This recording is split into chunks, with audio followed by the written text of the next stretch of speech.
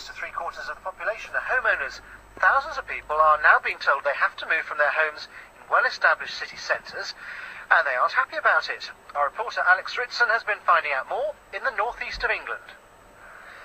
Middlesbrough was built in the 19th century around steel factories and heavy manufacturing industry. In recent years, many of the jobs have either been taken by machines or shipped overseas, leaving unemployment and poverty. This area is called Gresham. It's about a 2-minute walk to the town centre shops, and it's home to around 4,000 people.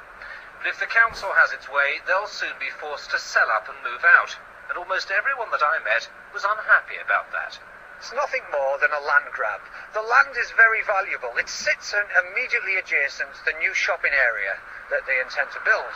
And as such, it's not required for new housing. It's not required for housing at all. It's required to service the new shopping area.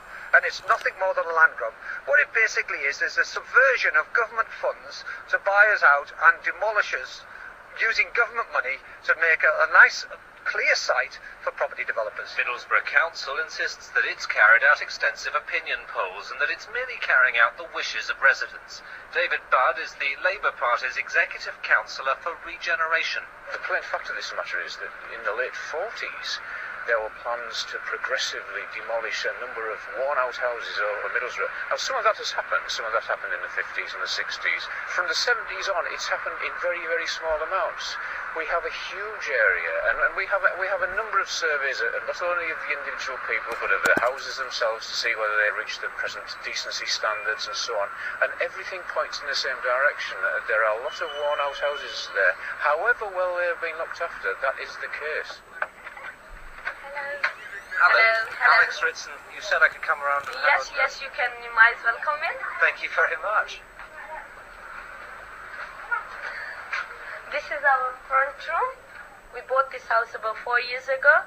We've done a lot to our house. We got new carpet, everything decorated, as you can see. Everything from top to bottom. We've done everything new. Structures are nice. Main thing is the structure. Structures is good built. They are built in 19th century. Nowadays they make cardboard houses. These houses made from good bricks. They said they've done survey, this survey, that survey. Nobody came and knocked my door and asked my view. Your house is really nice, but what about the houses of all your neighbours? Are they... They're really in good condition. My next door neighbour is my sister, and the other side I know there's an English person, they're living there, and their house is really nice as well. The impending demolition plans mean it's now impossible to sell a house in Gresham to anyone other than the council. At present, the price is by negotiation. Councillor Budd says the authority reserves the right to use compulsory purchase orders.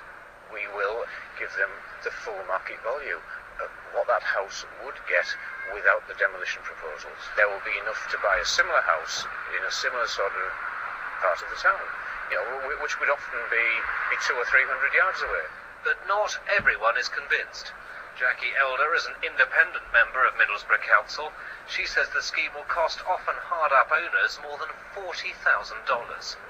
Their houses have been independently valued, and some of their houses are coming in at over £75,000, right?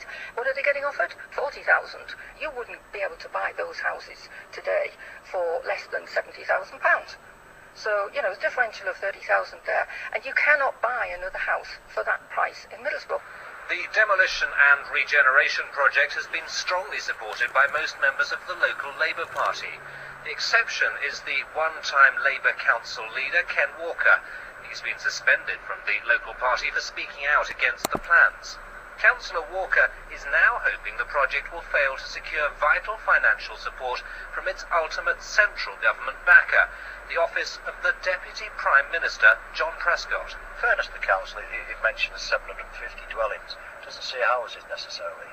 Of course, if you talk about flats, wouldn't take a great deal of land up.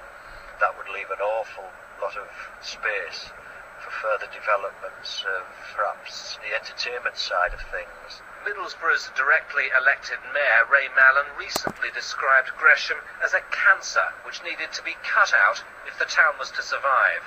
John Prescott's decision on whether bulldozers are the appropriate scalpels is expected in the new year.